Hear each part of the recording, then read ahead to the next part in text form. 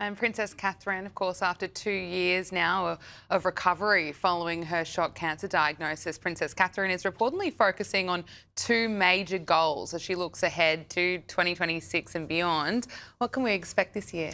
So, understandably, she's been battling cancer for 2 years and she's now in remission. She's back to full-time royal duties, which has been great to see. But I think her two goals of staying healthy and being ready, it really shows that the weight of the monarchy in the future is as much on her shoulders, I think, as it is on William's shoulders.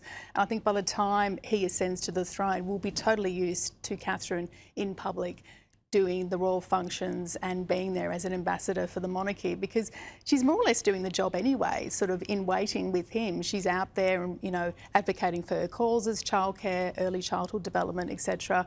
The whole branding around the family is seamless, absolutely seamless. They've really struck the balance between public views of the children and giving some privacy, particularly George, to grow up in a normal sort of space. So I think, she's played an absolute blinder on this. I think that the way she operates in public and the way the public sort of love her and adore her is, it's something that Meghan could really only dream of if she was still in that mindset. Well, let's talk about Meghan Markle, because there are, of course, reports that Meghan's Netflix series may have been given the axe. Plenty of royal experts say that they're not surprised at all by that. What do you make of this? What are your predictions for Meghan? Oh, look, I'm not surprised. I think Series 3 was really sort of, drawing a long bow in a way. And I do feel in a way too that she hasn't really made the proper pivot. People still see her as a person whinging to Oprah with her husband.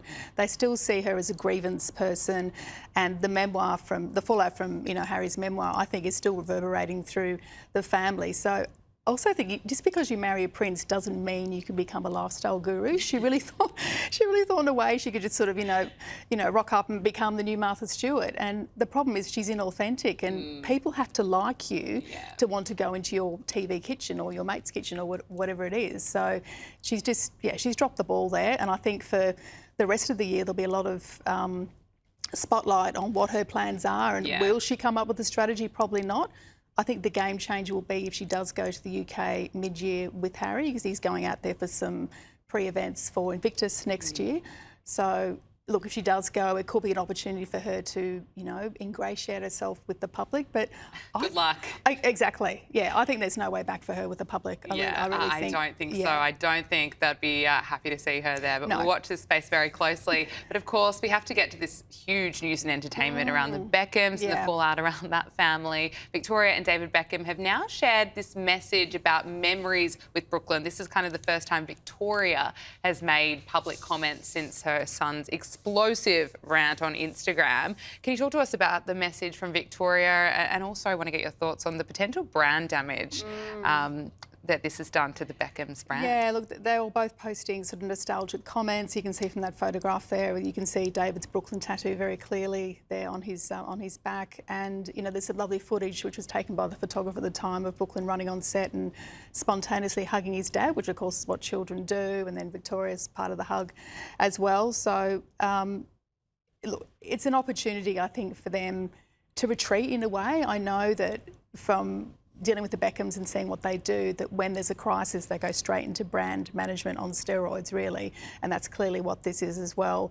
They can't control what Brooklyn says about them, but they can control what they pump out on social media. And I thought that was interesting too, that Victoria was at Emma Bunton's 50th on the weekend, and she posed up with the Spice Girls. And the Spice Girls is Victoria's, safety blanket.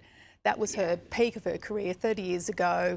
No one can really, criticise her for that, when there was always some sort of discussion about how good a singer she was. But as far as being a brand for Spice Girls, she was 100% on board with that.